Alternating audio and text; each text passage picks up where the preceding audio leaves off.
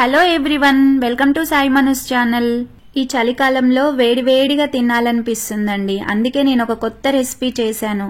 ఆ రెసిపీ పేరేంటంటే poha nuggets and poha cutlets అండి. సో ప్రిపరేషన్ స్టార్ట్ చేయడానికి ముందు ఫస్ట్ అయితే మనకు బ్రెడ్ స్క్రమ్స్ కావాలండి. ఆ స్క్రమ్స్ కోసం నేనైతే ఈ విధంగా ప్రిపేర్ చేస్తున్నాను. ఇక్కడ బ్రెడ్ కావాలండి. ఈ బ్రెడ్ తీసుకోవడానికి ముందు వీట్ బ్రెడ్ అని, మిల్క్ బ్రెడ్ అని ఇలా రకరకాలుగా దొరుకుతాయి కదా, ఎనీ బ్రెడ్ తీసుకోవచ్చండి ఈ స్క్రమ్స్ ప్రిపేర్ చేయడానికి. సో బ్రెడ్ తీసుకొని ఈ విధంగా 4 సైడ్స్ బ్రౌన్ కలర్ లేయర్ ఉంది కదా, అది తీసేసుకోవాలండి. తీసేసిన తర్వాత మనకు అన్లిమిటెడ్ అండి, ఎన్ని బ్రెడ్స్ అయినా తీసుకోవచ్చండి, మన ఇష్టం అది. సో ఈ విధంగా మొత్తం 4 సైడ్స్ తీసేసుకోవాలండి. ఈ వైట్ గా ఉంది కదా, అది మాత్రమే కావాలి ఈ స్క్రమ్స్ ప్రిపేర్ చేయడానికి.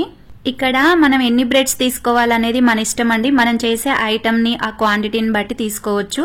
ఇది పౌడర్ చేసిన తర్వాత వేస్ట్ అయితే కాదండి, స్టోర్ చేసుకోవచ్చు. కాబట్టి ఎక్కువ తీసుకున్నా ఏం కాదండి. సో దీన్ని ఒక మిక్సీ జార్ తీసుకొని ఆ మిక్సీ జార్ లో ఇవన్నీ చిన్న చిన్న పీసెస్ గా కట్ చేసి వేసేసుకోవాలండి. మూత పెట్టేసిన తర్వాత 3 విప్స్ ఇస్తే సరిపోతుందండి. ఇప్పుడు మిక్సీ మూత తీసిన తర్వాత ఇలా అయితే ఉండాలి పౌడర్ గా. ఇక్కడ చూస్తున్నారు కదా వీడియోలో, సేమ్ యాజ్ ఇట్ ఈజ్ గా అలానే రావాలండి. ఇప్పుడు స్టవ్ ఆన్ చేసుకొని ఒక ప్యాన్ పెట్టేసుకోవాలండి. ఈ పౌడర్ మొత్తం అందులోకి వేసేసుకొని మంచిగా ఫ్రై చేయాలండి. స్టవ్ ని సిమ్ లోనే పెట్టుకొని చేయాలండి. లో ఫ్లేమ్ లో పెట్టుకొని ఇలా ఫ్రై చేయాలి. ఒక 5 మినిట్స్ ఫ్రై చేయాలండి ఇలాగే. ఎందుకంటే ఈ బ్రెడ్ కి తడి లేదా చెమ్మ అనేది ఉంటదండి. ఆ తడి అనేది ఎవాపరేట్ అవ్వడానికి ఈ విధంగా మనమైతే ఆ బ్రెడ్ స్క్రమ్స్ ని కొంచెం సేపు ఫ్రై చేయాలి. ఈ బ్రెడ్ స్క్రమ్స్ ని ఫ్రై చేసేటప్పుడు కంటిన్యూస్ గా ఫ్రై చేస్తూ తిప్పుతూనే ఉండాలండి గరిటెతోటి. ఎందుకంటే మాడిపోతాయి అలాగే వేసి ఉంచితే, చాలా చిన్న చిన్న పొరలుగా ఉంది కదా అందుకని. సో ఈ విధంగా బ్రౌన్ కలర్ రావాలండి. చూస్తున్నారు కదా ఇక్కడ మీరు, కలర్ అయితే వైట్ నుంచి కొంచెం కలర్ షేడ్ అయింది. సో ఈ మాత్రం వస్తే సరిపోతుందండి. ఇక్కడ చూస్తున్నారు కదా. ఇప్పుడు స్టవ్ ఆఫ్ చేసేసుకొని అలా పక్కకు వదిలేసేయాలండి. అది చల్లారాలి. చల్లారిన తర్వాత చూడండి, నేను ఇక్కడ మీకు చూపిస్తున్నాను. ఒక బౌల్లోకి తీసుకొని ఈ బ్రెడ్ స్క్రమ్స్ ని మనము 2-3 మంత్స్ వరకు స్టోర్ చేసుకోవచ్చు అండి. ఫ్రిడ్జ్ లో పెడితే 2-3 మంత్స్ వరకు అయినా ఉంటది. బయట అయితే ఒక 2-3 వీక్స్ కంటే ఎక్కువ ఉండదు. అంటే ఆలోపు అయిపోతుందిలేండి, అసలు మనం ఉంచము. నేను హనీ బాటిల్స్ ఇలా ఉంటాయి కదా, వాడినవి ఉంటాయి కదా, అవి ఇట్లాంటి వాటికి యూజ్ చేసుకుంటానండి. హనీ బాటిల్స్ ఇలా రకరకాలుగా కొన్ని బాటిల్స్ తెచ్చుకుంటాం కదా గాజువి, అవి నేను పడేయకుండా ఇలా వాడుకుంటానండి. ఫైనల్ గా బ్రెడ్ స్క్రమ్స్ ప్రిపరేషన్ అయితే అయిపోయింది. ఇప్పుడు పోహా రోల్స్ మరియు పోహా కట్లెట్స్ చేయడానికి కావాల్సిన పదార్థాలు అయితే ఇక్కడ చూపిస్తున్నాను, చూసేయండి. ఏదైనా ఒక కప్పు తీసుకోవాలండి. ఆ కప్పు తోటి 2 కప్స్ అటుకులు తీసుకోవాలి. తీసేసుకున్న తర్వాత వాటర్ లో ఒకసారి వాష్ చేసిన తర్వాత కింద బౌల్ పెట్టి దాని మీద జల్లిబుట్ట పెట్టి ఇలా దాంట్లోకి వంపేసేయాలి. ఆ వాటర్ అంతా డ్రాప్ అవుట్ అయిపోయిన తర్వాత, అంటే ఒక 1/2 అవర్ వదిలేసేయాలండి. అలా వదిలేసిన తర్వాత ఇలా మనం ఒక బౌల్లోకి, మళ్ళీ వేరొక బౌల్లోకి అటుకులన్నీ తీసేసుకోవాలండి. ఇక్కడ చూడండి, ఈ విధంగా అయితే ఉండాలి అటుకులు. వాటర్ అనేది లేకుండా పొల్లులుగా ఉండాలి. ఇందాక చూపించాను కదండి బిగ్ సైజు పొటాటోస్ అండి, ఇవి ఉడకబెట్టినవి. కుక్కర్ లో వేసేసుకొని 3 or 4 విజిల్స్ ఇచ్చిన తర్వాత ఈ విధంగా చేతితో నలిమితే మొత్తం మెత్తగా స్మాష్ అయిపోవాలన్నమాట. ఆ విధంగా ఉడకబెట్టుకోవాలి మనం. చిన్న చిన్నగా కట్ చేసిన గ్రీన్ చిల్లీస్ వేసేసుకోవాలి. అలాగే కొరియాండర్ లీవ్స్ వేసేసుకోవాలి. ఇక్కడ 2 టేబుల్ స్పూన్స్ బేసిన్ పౌడర్ లేదా శనగపిండి వేసేసుకోవాలి ఇక్కడ చూపించిన స్పూన్ తోటి. అలాగే 1/2 table spoon red chilli powder వేసేసుకోవాలి. సరిపడా సాల్ట్ వేసేసుకొని బాగా కలిపేసుకోవాలండి. ఇప్పుడు వేసినవన్నీ మంచిగా కలవాలన్నమాట. అప్పుడే కదా టేస్ట్ అనేది బాగుంటది. మరి ఒక దగ్గర కలిసి ఇంకో దగ్గర కలవలేదంటే టేస్ట్ అనేది మంచిగా ఉండదండి. సో మిక్సింగ్ అనేది చాలా బాగా ప్రాపర్ గా కలిపేసుకోవాలి. ఇక్కడ వాటర్ అనేది వాడమండి. ఈ రెసిపీలో వాటర్ లేకుండానే మనం ఈ ప్రాసెస్ అంతా చేసి చూపిస్తున్నాము. సారీ అండి, యాక్చువల్ గా గరం మసాలా కూడా వేయాలి. వీడియోలో చూపిస్తున్న స్పూన్ తోటి 1/2 టేబుల్ స్పూన్ గరం మసాలా వేసేసుకొని మంచిగా మళ్ళీ ఒకసారి కలిపేసుకోవాలి. ఇప్పుడు ఒక 1 అవర్ పక్కకు రెస్ట్ ఇవ్వాలండి. అంటే దాన్ని కలిపిన తర్వాత ఒక పక్కకు పెట్టేసుకోవాలి, ఏదైనా మూత పెట్టేసుకొని. ఆఫ్టర్ 1 అవర్ అండి ఇలా పిండిని కలిపేసుకోవాలి. చిన్న ముద్ద తీసుకోవాలండి. ఇక్కడ వీడియోలో చూస్తున్న విధంగా తీసుకొని వెజిటబుల్స్ కట్ చేసే చెక్క ఉంటది కదా, దాని మీద పెట్టేసుకొని ఈ విధంగా హ్యాండ్ తో మూమెంట్ ఇస్తూ రోల్స్ అనేవి చేసుకోవాలి.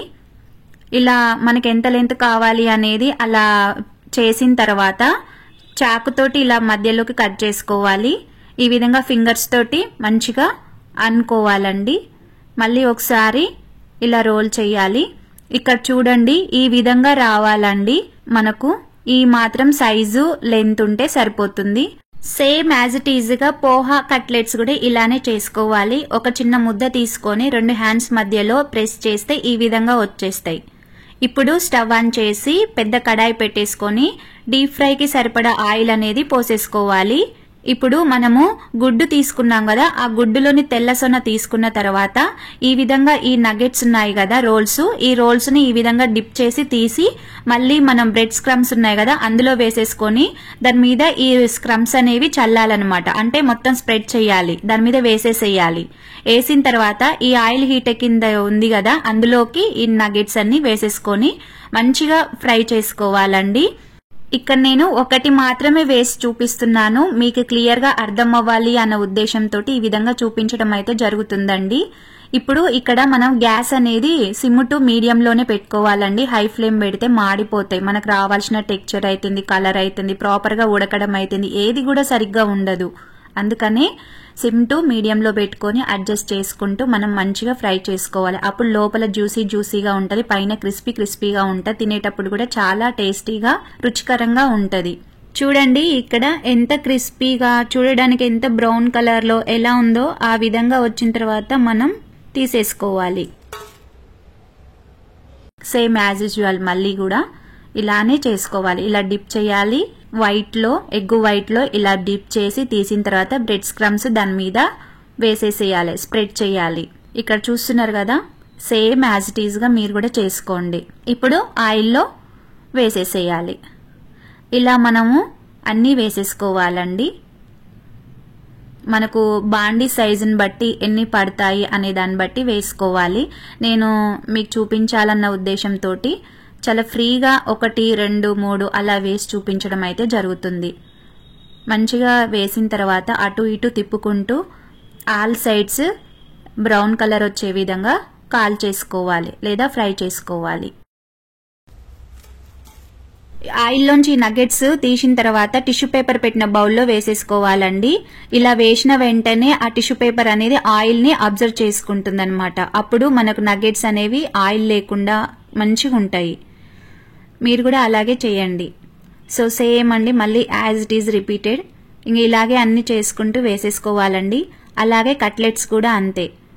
ఎగ్ వైట్ లో ముంచాలి, తీయాలి, మళ్ళీ బ్రెడ్ స్క్రమ్స్ లో ముంచాలి, తీయాలి, మళ్ళీ తీసుకెళ్లి దాన్ని ఆయిల్లో వేయాలి. వేసిన తర్వాత దాన్ని బ్రౌన్ కలర్ 2 సైడ్స్ వచ్చే వరకు ఫ్రై చేయాలి. ఫ్రై చేసిన తర్వాత తీసేయాలి. ఇలా పోహా ఆలు మిక్సింగ్ తోటి రోల్స్ అండ్ కట్లెట్స్ చేస్తారనే విషయం మీకు తెలుసా తెలీదా అనేది కామెంట్ సెక్షన్ లో చెప్పండి. ఈ రెసిపీ ఎంతమందికి తెలుసు అనేది కూడా కామెంట్ సెక్షన్ లో చెప్పండి. ఏం లేదు, తెలుసుకుందామని చెప్పేసి అంతే అండి. మరి ఈ చలికాలంలో వేడిగా క్రిస్పీగా ఇలా ఈవినింగ్ స్నాక్స్ చేసుకొని తింటే ఎంత బాగుంటది కదా. అసలు చేసుకొని తినండి ఒకసారి, మీకు కూడా తెలుస్తుంది. టేస్ట్ అయితే నిజంగా సూపర్ గా వచ్చిందండి. నేను తిన్నాను కదా అందుకే చెప్తున్నాను. చూడండి ఎంత బాగున్నాయో, ఆ గోల్డెన్ కలర్ లో చూడడానికి ఎమ్మీగా టేస్టీగా సూపర్ గా ఉన్నాయి కదా.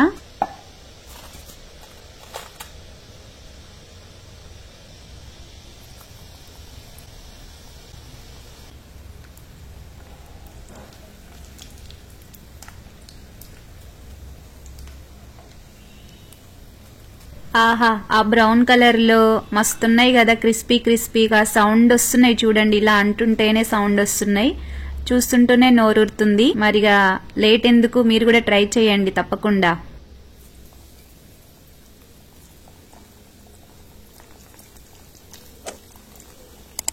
పోహా నగెట్స్ అన్ని కంప్లీట్ అయిన తర్వాత పోహా కట్లెట్స్ అన్ని వేసేసుకొని ఈ విధంగా బ్రౌన్ కలర్ వచ్చే విధంగా ఫ్రై చేసుకోవాలండి. ఇక్కడ చూస్తున్నారు కదా, ఈ కలర్ అనేది రావాలండి. ఫ్లేమ్ మాత్రం మీడియం ఫ్లేమ్ లోనే పెట్టుకొని చేయాలండి, మర్చిపోవద్దు. Emmy tasty poha nuggets and poha cutlets ready అయిపోయాయి. ఎప్పుడు ఒకేలా కాకుండా ఇలా డిఫరెంట్ గా చేసుకోండి. మీరు కూడా పోయేదేముంది, మహా అయితే కొంచెం సేపు కష్టపడడమే అంతే కదా. కానీ తినేటప్పుడు ఆ కష్టం అంతా పోతుందండి. మీరు ఎంత కష్టపడిర్రో అదంతా పోతుంది తెలుసా. అసలు అంత టేస్టీగా తిన్నప్పుడు ఆ ఫీల్ ని ఆస్వాదించేటప్పుడు ఆ మూమెంట్ అనేది చాలా హ్యాపీగా అనిపిస్తుంది.